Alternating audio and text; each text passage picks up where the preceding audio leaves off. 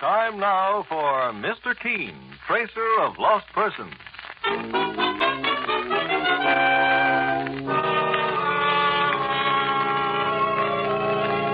Now for Mr. Keene and the bride and groom murder case. Our scene opens in a roof garden restaurant which is located atop a 14-story building in mid-Manhattan. The dance floor is crowded with gay people, while at a small table in the corner, a young man and his lovely young bride gaze out of the large window at the breathtaking skyline which is New York after dark. A skyline that is soon destined to become a backdrop for horror. Oh, what a fascinating restaurant this is, Roy. It's one of the most popular in New York, Olivia.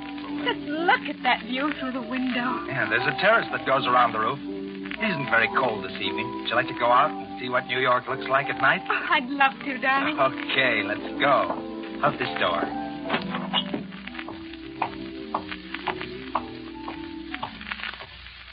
Oh, Roy, what a heavenly view. Yeah, this roof garden restaurant is on the 14th floor. You can see most of Manhattan from here. There's Central Park, and Broadway's over there. See the lights? Mm-hmm. You happy, darling? Very happy, Roy. This is one honeymoon that's going to last forever. Oh, great Scott, I forgot to phone my mother. Well, must you do it now? Oh, you know how Mother is, Olivia. I'd better give her a ring at her hotel. Will you wait here on the terrace for me? I won't be long. All right, Roy. I'll make the conversation a short one. Oh, I never dreamed the city could look so romantic at night. Roy? Is that you? What are you doing? What's the matter with you? No, let go of me. Let me go. Don't leave me.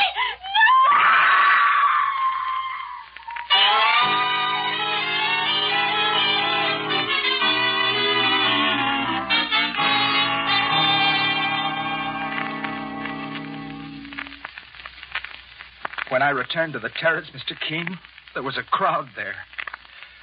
That's when I learned that Olivia, my bride, had been pushed off the roof to her death on the street below. Were there any witnesses, Roy? Well, if someone had seen the killer, I wouldn't have come to you, Mr. Keene. The case would be an easy one for the police to solve. But if there were no witnesses, young fella, how do you know it was murder? Olivia would never have killed herself. My partner, Mike Clancy, didn't mean it that way, Roy. Maybe she slipped or lost her balance. Well, that couldn't have happened. The railing around the terrace was several feet high. Besides, the police are almost certain it was murder. Why, Roy? Well, there was a slight drizzle in the air last night, Mr. Keene, and there were footprints near the spot where Olivia was standing. The police deduced from the footprints that Olivia must have struggled before she was pushed over the rail. I see. We'd only been married a week, Mr. Keene. We'd come to New York on our honeymoon. Olivia was the most wonderful girl I've ever known. You mustn't let this tragedy ruin your own life, Roy. You're young. You've got to learn to live with your sorrow. It would make it a great deal easier, Mr. Keene, if I could get my hands on whoever killed my wife. That job will be mine and Mike Clancy's. Now tell me, do you or your wife have any friends or relatives in New York? Olivia's half-brother lives here with his wife. Those are the only people we know in New York. My home is in Cleveland, Mr. Keene. Have you seen your wife's half-brother recently? Yes, he invited Olivia and me to dinner the night before last. We only arrived in New York on Monday. Oh. While you were telling me the story just now, you said you left your bride on the terrace and went to telephone your mother. Does she live in New York? No, but she arrived here yesterday. Mother's a buyer for a department store, and my father is dead.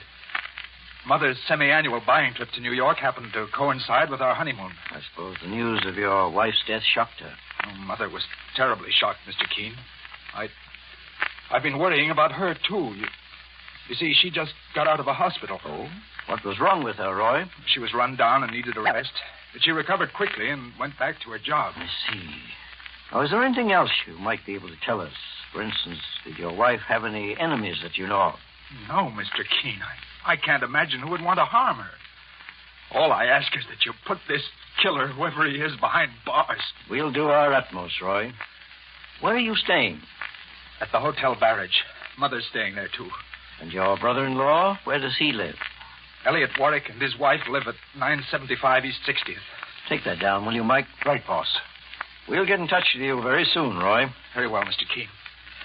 Goodbye, sir. Goodbye, Mr. Clancy. So long, young fella. Goodbye, Roy. Oh, sure, it must be a terrible blow to lose a wife, Mr. Keene. And on a honeymoon, too. Yes, Roy Farnham's a very unhappy young man right now, Mike. I'll take it. Hello? Is this Mr. Keene? Yes. My name is Elliot Warwick. My half-sister was murdered last night. She was pushed off a roof. It hasn't been reported in the papers yet. I'm familiar with the tragedy, Mr. Warwick. You are? Your brother-in-law just left my office. Roy Farnham, what did he want? He asked me to investigate the case on his behalf. He would. How do you mean, Mr. Warwick? Did he tell you his wife, my half-sister, was an heiress? And did he say that he only holds down a $60 a week job? What would that have to do with his wife's murder? Roy Farnham inherits $1 million from Olivia. I called you myself, Mr. Keene, to ask you to investigate the case. If you could come over to my house now, I'll give you a few facts that might surprise you. In that case, Mr. Warwick, I'll lose no time in getting over there. I have your address. Roy Farnham gave it to me. I'll be waiting for you. Goodbye, Mr. Keene. Goodbye. What's up, boss? Mike, that was Olivia Farnham's half-brother, Elliot Warwick. He implied that Roy Farnham himself might have killed his wife for her money. Saints preserve us. Roy didn't look like that kind of a lad. Well, we're certainly going to investigate. At the same time, it'll give us an opportunity to see how Elliot Warwick and his wife fit into this case.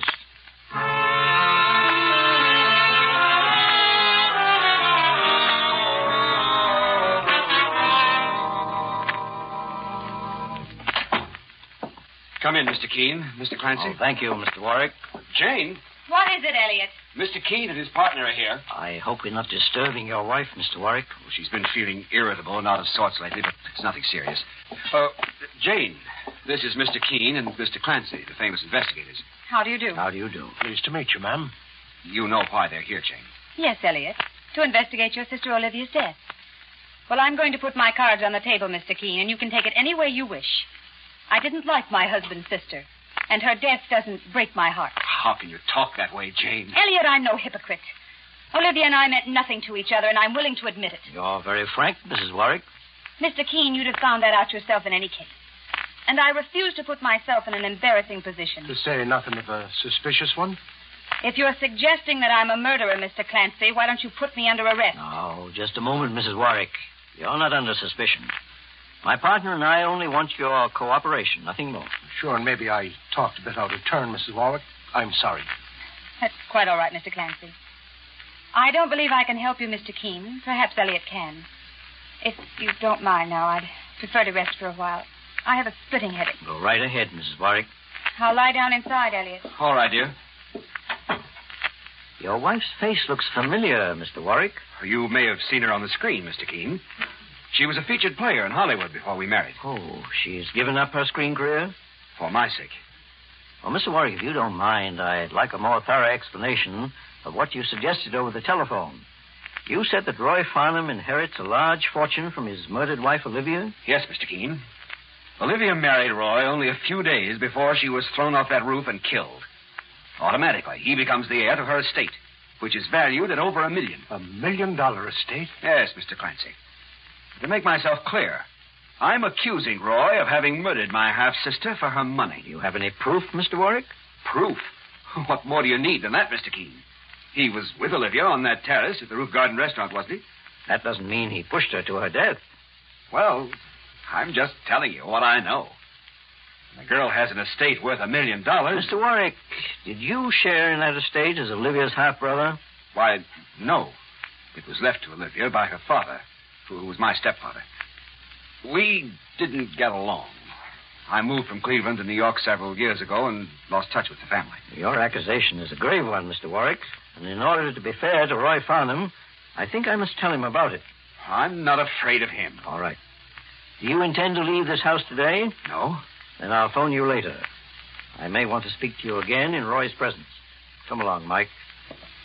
Please say goodbye to your wife for us, Mr. Warwick. For just a moment, Mr. Keene. Yes? Nothing. I forgot what I was going to say. Goodbye, Mr. Warwick. Goodbye. So long, mister.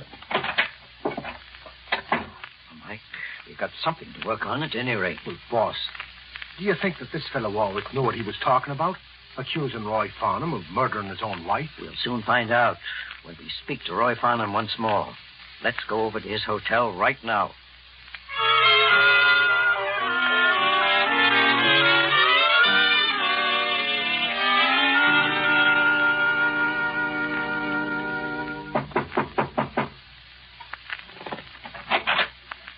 Mr. Keene.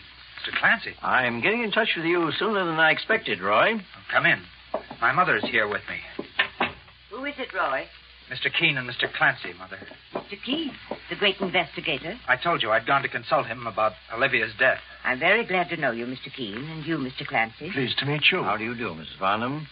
My reason for coming here isn't a very happy one.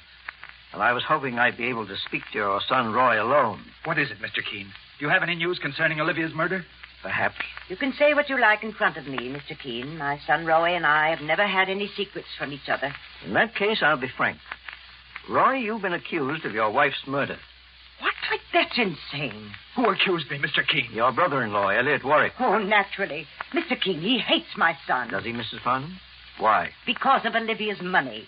He knows my boy will inherit it now that she's gone. Mother, let's not talk about that now, please. Why not, Roy? We want to be honest with Mr. Keene, don't we? I'm hoping you will be, Mrs. Farnham. Mr. Keene, Elliot Warwick was in the process of suing his sister Olivia when she married Roy. For part of her estate? Yes.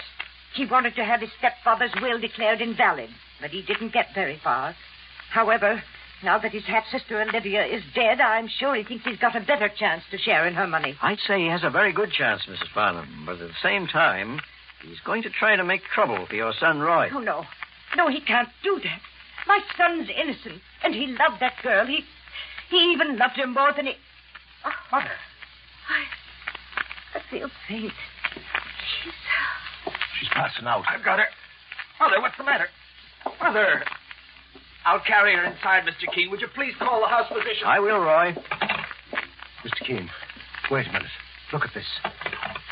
What is it, Mike? This drawer near the telephone's half open. Look what's inside. It's a revolver. And a big one. Now, what would a young fella like Roy Farnham be doing with a gun like this? That's just one of the questions we're going to find an answer for, Mike, after the doctor treats his mother.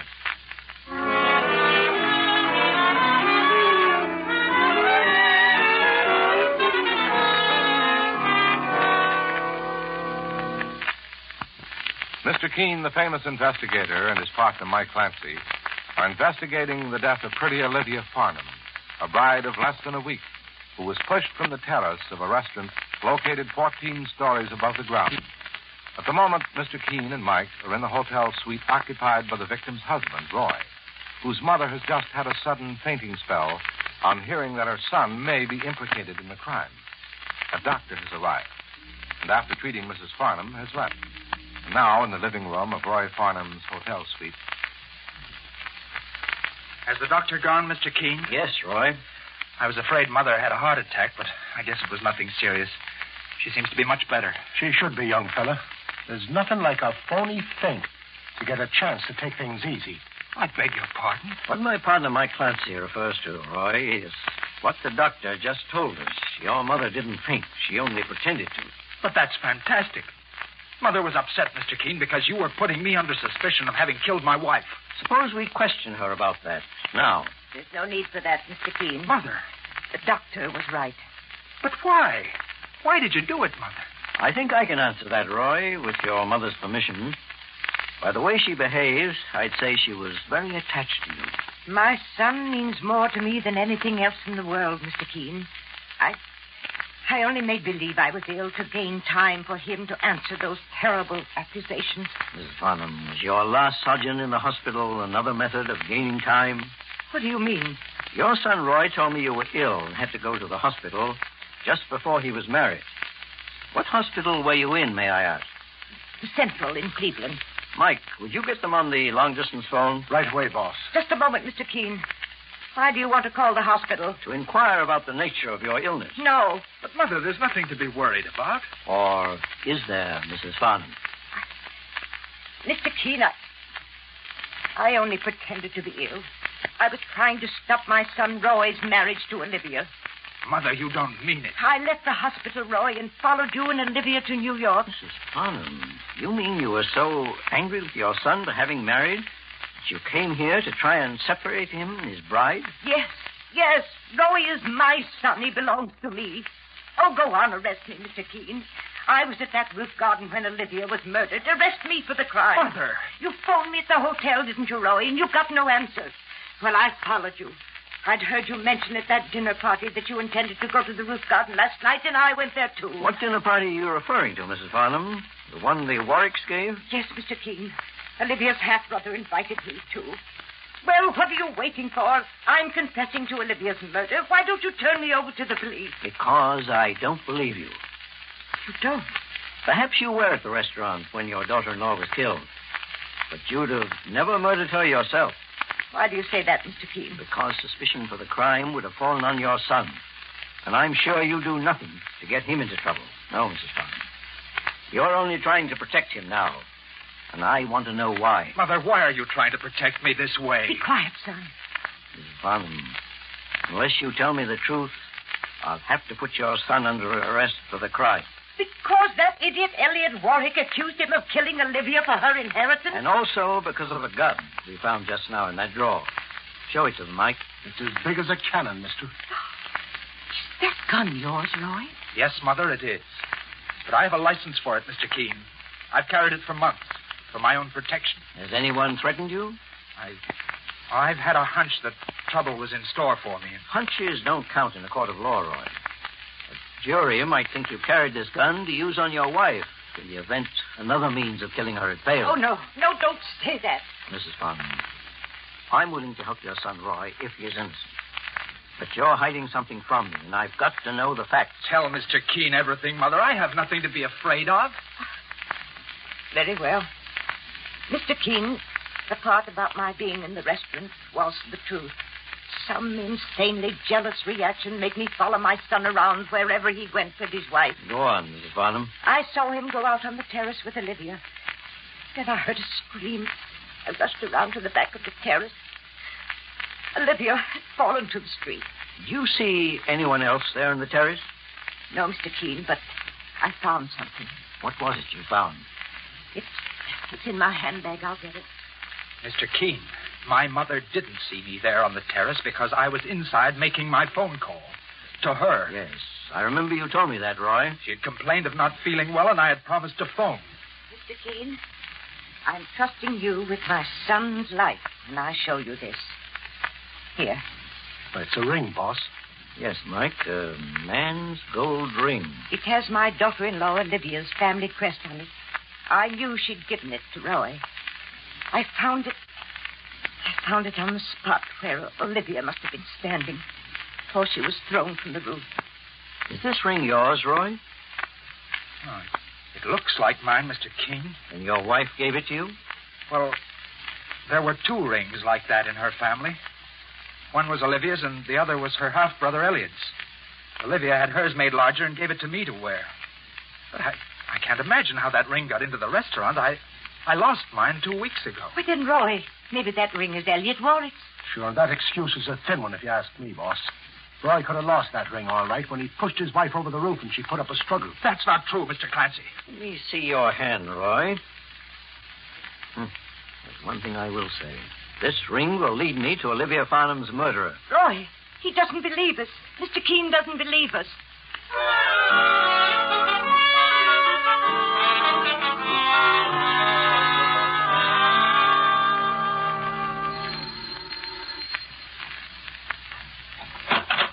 Oh, it's you, Mr. Keene, Mr. Clancy. Good evening, Mr. Warwick. Well, did you accuse Roy Farnham of murdering my half-sister? Yes, I told him you had accused him, and he in turn accused you. What? He accused me? What's he trying to do, cover for himself? Mr. Warwick, I understand you were suing your sister to break your stepfather's will. Why, yes, but that's ancient history. I made up with Olivia long ago. Because you realized your lawsuit wasn't strong enough? I don't see... However, now that she's dead, I imagine you'll bring suit again. This time against her husband, Roy Farnham, claiming a share of Olivia's estate. I have more of a right to that money than he has. Tell me something, Mr. Warwick. Did Olivia leave any life insurance? Not very much. Just how much? $50,000. Not much, did you say? $50,000. And who is the beneficiary? He is, Mr. Keene. Jane. Oh, it's you, Mrs. Warwick. Elliot, you may as well admit the truth to Mr. Keene. You're finished in this murder case. How can you talk like that, Jane, about me? Your husband, the man you love. The man I love. Ha! Don't make me laugh. I married you, Elliot, because you filled me full of lies. Lies about your inheriting $500,000. But it was your half-sister, Olivia, who inherited the money, and you knew she would all the time. Is that true, Elliot? Mr. Keene, I was madly in love with Jane, and I had to make her my wife. Yes, at the cost of my Hollywood career. I quit pictures because of your promises, Elliot. And all I got were lies. Go on, Mr. Keene. Put him under arrest. He killed his sister because she made him her insurance beneficiary. She felt sorry for him because he was too stupid to hold a good job. Jane, don't say that. She left him $50,000 in insurance money. I'd say that insurance was definitely one of the motives for murder, Mrs. Warwick. Then why don't you arrest Elliot, Mr. Keene? He wasn't even home the night his half-sister was murdered. And where were you, Mrs. Warwick? I was at home. Can anyone else prove that besides yourself? Why do I have to prove it? Because I had some very interesting evidence in regard to Olivia Farnham's murderer. Mr. Warwick, do you recognize this ring? I believe it has your family crest on it. Why, it looks like the ring I gave to Jane. It's a lie. Well, don't you remember, Jane? Olivia had a ring like that, and so did I. There was a family tradition about those rings. We were each supposed to give them to our future marriage partners when we were engaged. Then Roy Farnham had one too, Mr. Keene. Yes, given to him by his wife. However, this is not the ring he received. How do you know? It's much too small for a man's finger. Mr. Warwick, let me see your finger. That ring doesn't fit any of my fingers, Mr. Keene. But I'll wager it fits your wife. Don't touch me. Now, take it easy, lady. Mr. Keene, are you saying that my wife... I'm saying that your wife murdered your sister for the same reason she tried to blame the murder on you, money. She evidently married you thinking you were heir to a fortune, then tried to make you one by killing your sister. Not only would you and she have gained Olivia's insurance, but the possibility of sharing her estate as well. Don't come near me, any of you. This ring came off your wife's hand when Olivia struggled for her life to keep from being pushed off the roof garden. No. You were very clever, Mrs. Warwick. When I first met you, you used a sly psychology. You thought if you candidly admitted disliking your sister-in-law and casting a slight suspicion on yourself, you disarmed the authorities and me. Most murderers do everything they can to hide their guilt. Jane, I can't believe it of you. Your wife was worried when I returned here tonight, Mr. Warwick. And to save herself, she tried to pin the murder on you. All right, Mike. You can put the handcuffs on Jane Warwick. Right, boss. You'll never be able to take me to prison. Do you understand? Boss, look out. She's picked up a fire poker. Afraid of me, aren't you? Well, why don't you come and get me? Mr. King, she fell through the window. It's 9 stories to the ground. Well, sure, that's justice for you. Yes, Mike. Jane Warwick, that's the same fate she dealt her victim. You'd better go down there to the street. Meanwhile, I'll call police headquarters and tell them we found Olivia Farnham's murderer and the case is closed.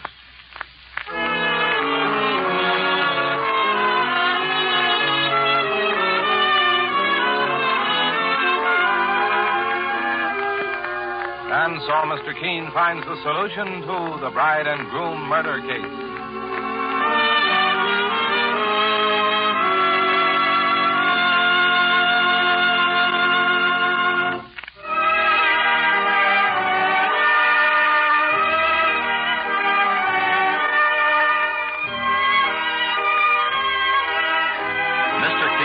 Of Lost Persons has been a presentation of the United States Armed Forces Radio Service, the voice of information and education.